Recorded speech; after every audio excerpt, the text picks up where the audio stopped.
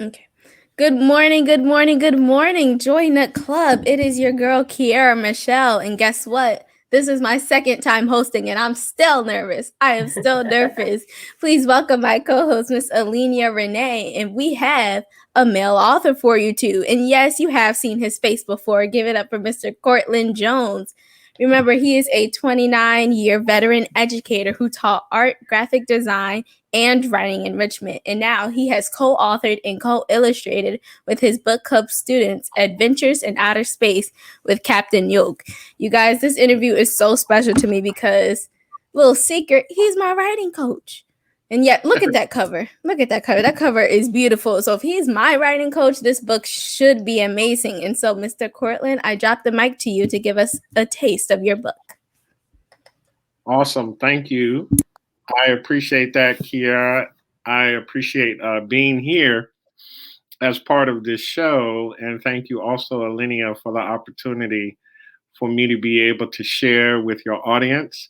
To all the parents out there who are looking for fun, interesting books to read with your children and have your children read with you, I definitely encourage you to get a copy of Adventures in Outer Space with Captain Yolk.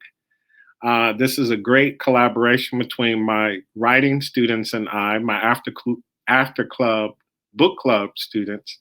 And we had the opportunity to collaborate on this story involving two characters who, in outer space, are in our solar system, but a different part of it. And what's going on their planet causes them to have to travel through our solar system. And in doing so, your children are able to learn about the planets of our solar system through the encounters that Captain Yolk has while he is traveling. So I'm going to take the opportunity to read the intro to the story to you.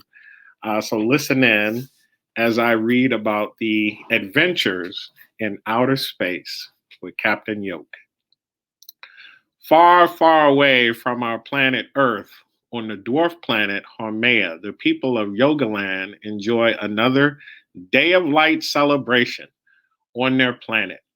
The city of Yogaland sits on a dark red area of the planet, which rich with a high concentration of minerals and carbon compounds others throughout the universe threaten to steal. Since each day in Yogaland only lasts 4 hours, each day of light is celebrated. The celebration is a day full of Thanksgiving, filled with festivals and food with family and friends. Today's Day of Light celebration includes a special recognition ceremony for two of Yogaland's special citizens, Captain Yolk and his android friend, Dill Pickle. They are members of the elite force Guardians of Haumea, who serve as soldiers trained to protect the people of Yogaland. They are being honored for their bravery in protecting the planet and the people of Yogaland from an invasion by evil space pirates. As the Day of Light celebration comes to an end and the sun sets, the heroes in the community of Yogaland prepare for an evening of rest from the day's excitement. Haumea's distance from the sun causes the temperature to be as cold as minus 241 degrees Celsius, and 1 year on Haumea takes 283 Earth years to rotate around the sun. Earth in diameter is 7 times the size of Haumea. As our heroes, Captain Yolk and Dill Pickle, and the people of Yogaland turn in for the evening, they are unaware of the dangerous threat heading towards their home planet caused by the collision of two huge asteroids, sending a multitude of torpedo-sized comets towards them. "What was that, Captain? Did you hear that?" shouted Dill. "Yes, Dill, I did. Are we under attack?" Captain Yolk responded excitedly. "Dill, contact headquarters on Haumea's satellite moon Namaka to see if they can tell us what's going on. It feels like the ground is vibrating violently," Captain Yolk shouted as he headed towards the door to look outside and discover what was happening. "Whoa, Dill, it's a meteor shower pounding Yogaland. That's what's causing the violent ground tremors." Dill, any word from Namaka? Yes, Captain, it's as you discovered. Namaka reports two large asteroids collided in a nearby asteroid belt of the Milky Way galaxy, sending a shower of comets towards our planet. None of them are large enough to cause concern of global extinction, but large enough to cause significant damage to the city of Yogaland. Dill responded to Captain Yolk. Captain Haumea satellite moon Hayaka, home of the elite special forces Guardians of Haumea, has sent out a distress signal to all Guardians of Haumea to prepare to defend the community of Yogaland. Let's get to the ship, Dill, now, Captain Yolk exclaimed. All across the city of Yogaland, Guardians of Haumea take to the skies to take out the storm of asteroids hurtling towards them. Captain Yolk and Dill, come in. This is the commander of the Guardians of Haumea on the satellite moon Hayaka. Can you hear me? Yes, Commander, I can hear you, Captain Yolk replied. Captain, you and Dill are our best pilots. We have commanded a fleet of warships to follow you through the meteor shower to take out as many as you can before they cause major damage to the city. No problem, Commander. Dill and I are in position and ready for action, Captain Yolk responded. Got another one, Captain, Dill shouted. Great shooting, Dill. The way you're shooting will make quick work of these asteroids, Captain Yolk said encouragingly. Whoa, that was close, Captain Yolk said, surprisingly as he navigated the ship to avoid an oncoming meteorite. Great navigation, Captain, Dill shouted confidently. Captain Yolk and Dill, come in. Can you hear me? I repeat, can you hear me? The people of Yogaland are being evacuated from the planet Haumea to the satellite moon Namaka to prepare for transport to a safer planet suitable for us to continue life. When you have succeeded in your mission, report to Namaka to receive your orders for space expedition to other galaxies to determine the best location of our new home. Captain, watch out, Dill screamed excitedly. I see it, Dill, Captain Yolk shouted. Captain Yolk managed to maneuver the spacecraft to avoid a head-on collision with a torpedo-sized meteorite, but it caught the side of the ship, sending our heroes hurtling off course towards a black hole deep into space. Dill, it appears I have lost control of the ship. It's not responding. See if you can connect with the onboard computer system and identify the problem. Captain, it's not the ship. The computer is communicating. We are being drawn into the gravitational pull of an uncharted black hole when the contact from the asteroid that hit us threw us off course from our evasive actions. The force of the gravitational pull is greater than our ship's capability to pull away from it. Captain, it appears we are traveling through a space portal. So that is the intro to Adventures in Outer Space with Captain Yolk. The first 4 pages of the story were written by me and illustrated by me, but the rest of the story was co-written and illustrated by some of my book club students at the middle school, which I teach. It was a 3-year project, but it is now ready and available for purchase. So I encourage all parents, if you're looking for great reads this summer, a fun read for you and your children, for them to read to you or you to read along with them, I definitely encourage you to check out Adventures in Outer Space with Captain Yolk.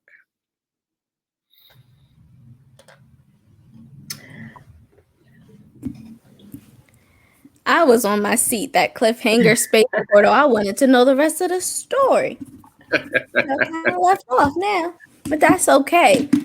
Since you mentioned how you wrote it with other students, what was the most interesting thing about that process, working with them?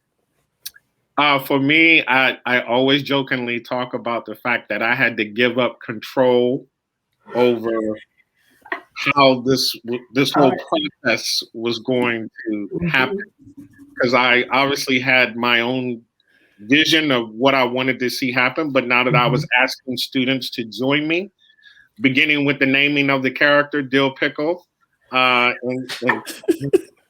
In college, it was Chubba Man. I can't even tell you where that name came from, but his original name was Chubba Man. He's an android.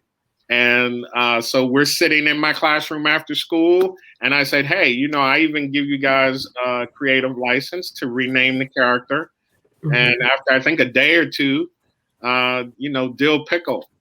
And at first my mind was like, what? Dill Pickle? Like, where'd that come from?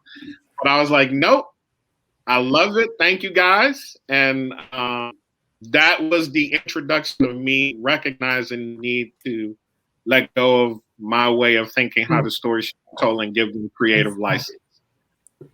Did the title, it is, did the title Yoga Land come from the same place, or was it always Yoga Land? So because they came up with the name Dill Pickle, I wanted to keep the consistency of that.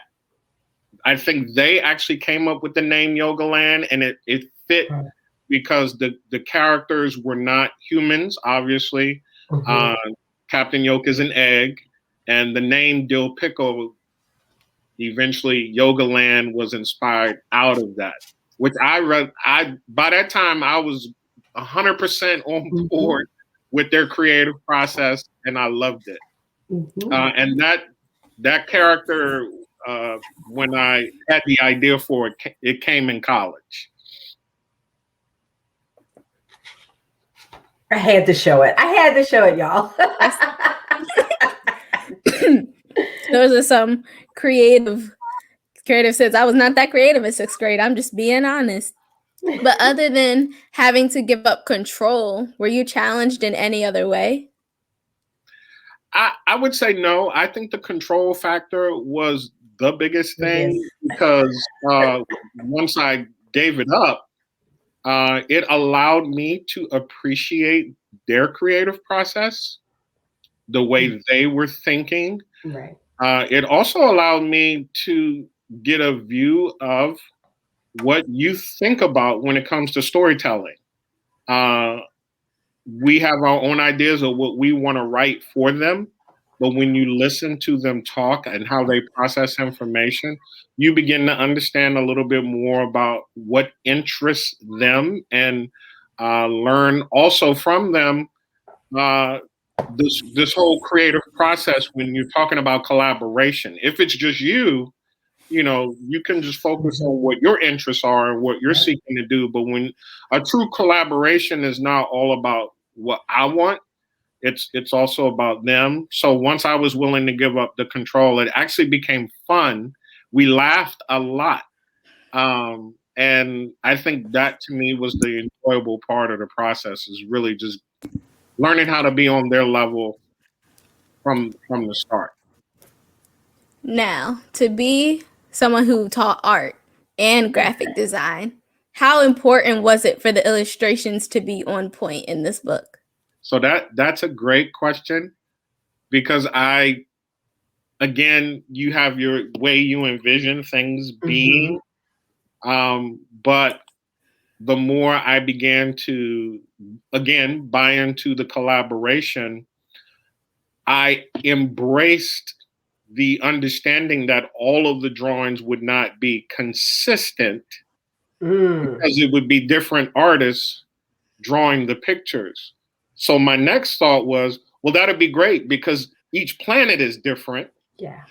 And so the individuals that will be drawing the pictures related to each planet have their own drawing style, which supports the theme of traveling from one place to another, much like California or any other state.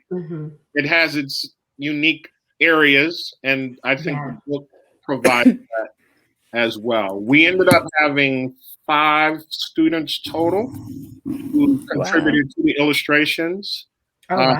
One student who did a lot of the drawings. So there was some consistency with the number of students that did the drawings, but I early on accepted and embraced the idea of these different drawing styles simply because it was a story about different environments. So that's what made it unique.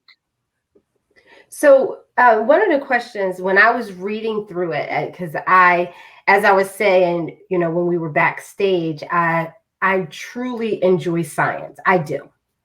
And the part and what I noticed was as I was reading through the book, the information that's given about the planets, how much of that did they do the research, and like how did all of that kind of come together? Because there were details I really didn't know. I was just like, are you serious? That's what that is that causes that, hole, and it's really a valley, it's not a hole, it's like things.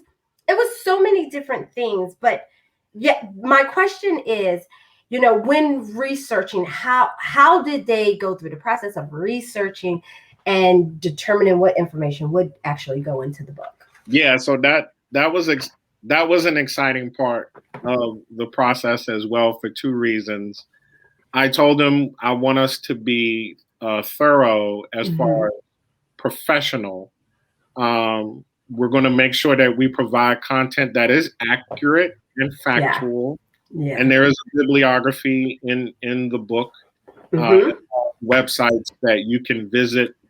So I gave each of them a sheet. They were responsible for fun facts related to each planet. And then what are some of the general things you would want an individual or a child to know about a planet? So the size of the planet, the temperature of the planet, the location of the planet from the sun, and then just some interesting facts that would make the book intriguing on that level. Right. The fact that Haumea only has 4 hours of light. We live on a planet where you get 24 hours. 12 hours at least of sunlight. Right. You only have 4. Your mind would have to wrap around the concept of having 4 hours of sunlight. It reminded me of a short story where it only was sunny for a day, but I can't remember which story it was. But I found that interesting. Yeah, and that was the unique part of that process. So that was the first thing. They had to research. They had to Google. They had to find legitimate websites, not just Wikipedia. Right. Come on, teacher. You know we can't use that. And the other was we actually had NASA come in. We had we had a representative from NASA. NASA has a location in Greenbelt. So I work at Greenbelt Middle School, and there's a location in Greenbelt for NASA. So I called them and I said, hey, my children are writing this book. If you could please send someone who could talk to us. And they did. They came in and they talked about each planet and some of the interesting things about our solar system, which were really neat. And I do have photographs of that day and that event. So it was really neat. Because I think this was not too long after Hidden Figures came out. Oh, okay. So you had that going on too. All of it, right? Yeah, and that was, again, when you give up control, you're really at this point you're like a conductor, maestro, assistant. Yes, it's a good one too. You're trying to oversee everything. Yeah. So there were 2 students per planet, 2 students assigned to each planet. One was responsible for writing the story with contribution from the other student, and one was the illustrator. Nice. And they have 4 pages to tell their story. What happened when the character got there? What did the creature look like? The life form. What did the life form look like that the character interacted with? What did they learn while they were on the planet, and what happened that caused them to need to leave? Those were the 4 things that they had to address. So back to your question about challenge, what I learned since then was not to expect to have so many drawings. So I didn't have a problem with the process. Everything associated with the process was fun. I enjoyed it. Looking back, I would not have required 4 drawings for each. That was a lot. That's why it took 2 years. We finished the writing part of the story that year, 2017, 2018. But it took another 2 years to finish the drawings. But that says a lot about the children who committed to make sure that the project got completed. Right. So That's dedication. Yeah. One young lady in particular, she was with me from the beginning. She was in 7th grade when the project started. She was a sophomore in high school by the time we finished. Oh, wow. Yeah. I would have loved for her to be on here. Yes. She was like, thank you, Mr. Jones, but no thank you. No, that is all, because I can't draw. Dedication to be drawn for some years. No, thank you. Props to you. Mm-hmm. I can't talk about this project without acknowledging her. She is part of the reason why the project was completed. Oh my gracious. Circle claps for her. Yeah, I mean, because the drawings, I mean, y'all, I'm telling you, it's the cutest thing. It really is. And the characters are so fitting for the planet. Yeah. So Kathleen Lee is her name. Kathleen Lee. The students' names are on the front cover. Mm-hmm. I wanted to make sure that they got recognition for their efforts. Kathleen Lee is one of the illustrators. And so the students who were not able to complete the illustrations for their section, she did the illustrations. She spent 2 summers working with me. So this was her personal time that she committed to helping illustrate the story. And that's one of her drawings, actually. Yeah. And once you said that you did have one student that was, in there, I can kind of pick up a couple of pages where the consistency is the same. I'm like, oh, okay, that must have been what she. That's why you notice I went right to it, right? Yeah, that's Kathleen. And it's funny because so to ensure we were making progress, the great thing about this project, even in what Kiara mentioned about me coaching, so I had to hire students, freelance, hey, you're a good drawer. Would you like to do some drawings for a book? So in that 2-year process, it was identifying students, and I was able to find some students. Alexandra Leon Santos, I have to mention her name because she did Venus, and she did an excellent job. Yeah, with Vanessa and Kathy. Yeah. Now, the students who were responsible for Venus did the rough draft drawings, but by the time we completed the project, we didn't have the final drawing. So Alexandra was hired to complete the final draft of Venus on behalf of the students and all the students we were able to connect with. They were, one of the young men, I'm trying to think of his name. He commended me, great job, Mr. Jones, staying with it. So I was really appreciative that they commended me for sticking with it. Yeah. I mean, y'all, I keep showing y'all. You're right. It is. I mean, it has a wealth of information, but on an entertaining level, so it doesn't get boring. Yeah. Because I'll save my last question because I only came to the table with 2. And you left us with a cliffhanger that we're supposed to answer. Mm-hmm. So I was like, did you pick your? I picked my planet. You pick yours. At first I was on Neptune, but then I changed my mind because I was too cold. So I picked Pluto. That's where I picked. I thought it was more Pluto. similar to to their planet, because everywhere else, if it was too cold, it was too hot. No land surfaces. Earth was all jacked out. We had pollution, y'all. Why would frying pans? I mean, frying pans, right? You want to eat me? And look, the young lady who wrote the segment on Earth, her name is Wisdom. She's in high school now. She's actually at a performing arts school. Oh, wow. Very creative mind, love to draw. My thing was with her was just go with what's in your heart. You know, the one thing about encouraging and teaching youth to write is they second guess themselves a lot. Oh, yeah. But I love their story, the energy behind what happened on Earth. And we wanted to be careful not to misrepresent any or Right. leave out any races or anything like that. And so she did a great job understanding the context of what I asked her to do.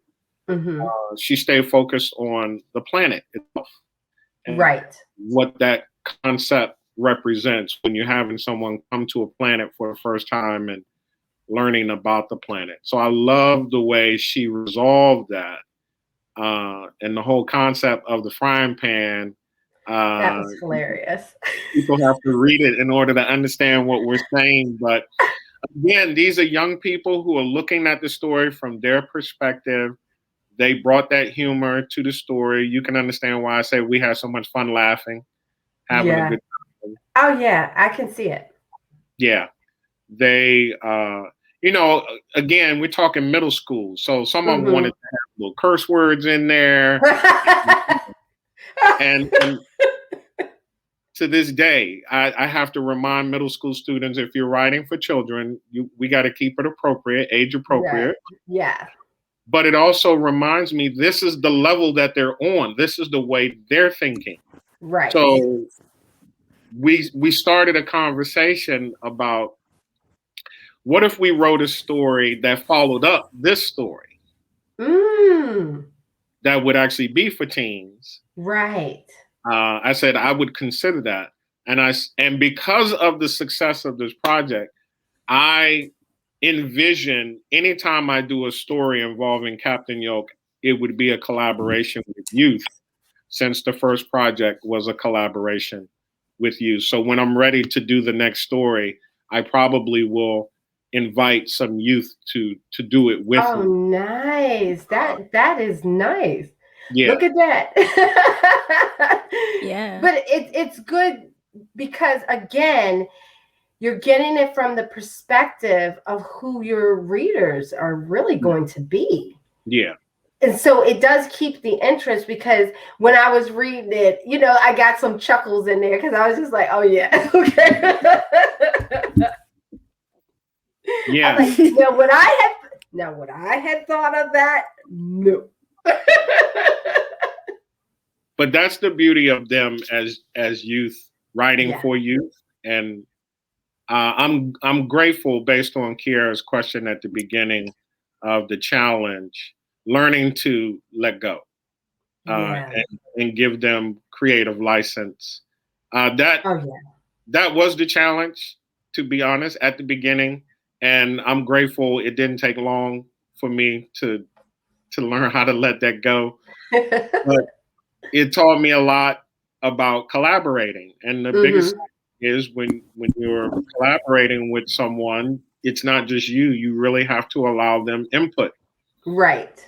And they have to feel like their thoughts and their thoughts and ideas are being considered.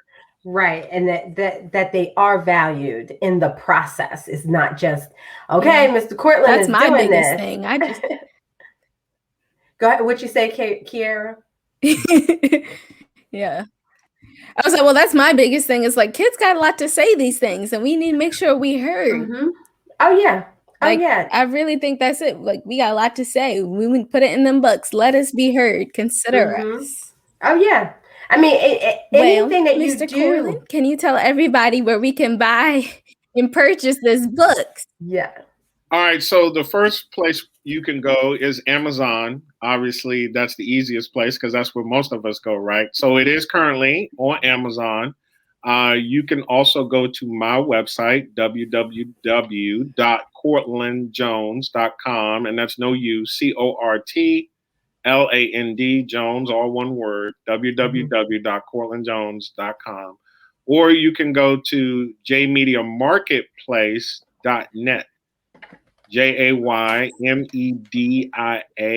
marketplace.net. J Media Marketplace.net. And actually, so I have products to go along with the book, like apparel, T-shirts, and mugs. Oh, wow. I have masks. Come on, teacher. Even though the pandemic is worn away. Yeah, exactly. Yeah. But he's prepared. Along with the book, you can get things like coffee mugs and T-shirts to go along with the book. Awesome. Let's look at that book again. Oh my gosh. And so look at that book. Wisdom. She drew, that was one of the pictures from Earth, and J Media said that should be the book cover design. So that's lovely. Circle clap for wisdom. As an educator, I cannot tell you how much it means to me as an educator to collaborate with children, and that be my first children's book published. The idea came in college, and it's also a way of God showing me, something that you envision can come to pass with the work and the effort, even if time elapses. If you stick with it. And so I'm excited for that as well. The fact that as an educator getting ready to retire, my first children's book was actually a collaboration with youth. So that's for me a great legacy to leave behind. But also, like I said, I'm excited about the opportunity of being able to continue that collaboration because of this one. Right. Exactly. Oh my goodness, this was so good. But do you have anything to add? You have anything to add, Miss Alidia? You're good. You're clapping. I'm good. Well, this one quote, you're gonna do circle clap, circle clap, circle clap. One quote that I want to leave all of you guys with is: a child who reads is a child who thinks. I'm gonna say it again: a child who reads is a child who thinks by an unknown person. But just remember, let your child read, let them think. They have stuff to say, and it's important because they will be leading our world one day. So join a club. It's Kiara, Michelle, Alenia, Renee. It's been real.